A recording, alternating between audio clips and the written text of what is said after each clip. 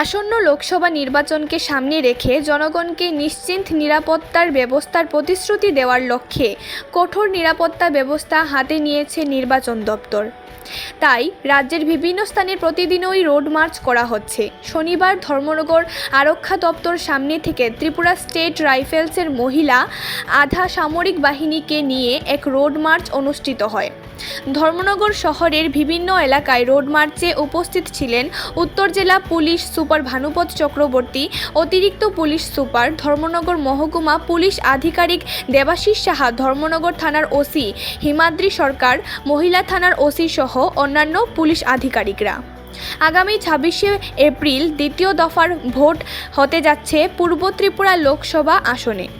আর সেই লক্ষ্যেই নির্বাচনকে কেন্দ্র করে ভোটের দিন কোনো প্রকার অপ্রীতিকর ঘটনা এড়াতে এবং ভোটারদের নিরাপত্তা ব্যবস্থার প্রতিশ্রুতি দেওয়ার লক্ষ্যেই এই রোড মার্চ অনুষ্ঠিত হয়।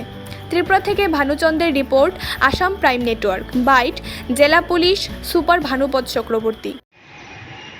এই ডিস্ট্রিক্টে আমাদের 17টা ওমেন পুলিং বুথ আছে, যেটার মধ্যে পুলিং পার্সোনেল এবং পুলিশ পার্সোনেল সবই থাকবে মহিলা। এটা গেলে একটা। 2 নম্বর হলো যে এই ডিস্ট্রিক্টে যারা ভোটার আছে, অ্যারাউন্ড 50% আছে ভোটার যারা মহিলা।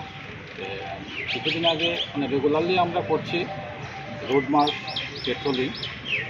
যত ভোটার আছে ভোটারদের মনে একটা কনফিডেন্স দিতে চাই যে আপনারা ভোট কেন্দ্রে যাবেন, আমরা এখানে আছি সেই বার্তা নিয়ে। পাশাপাশি 2023-এর বিধানসভা নির্বাচন শান্তিপূর্ণভাবে শেষ হয়েছে।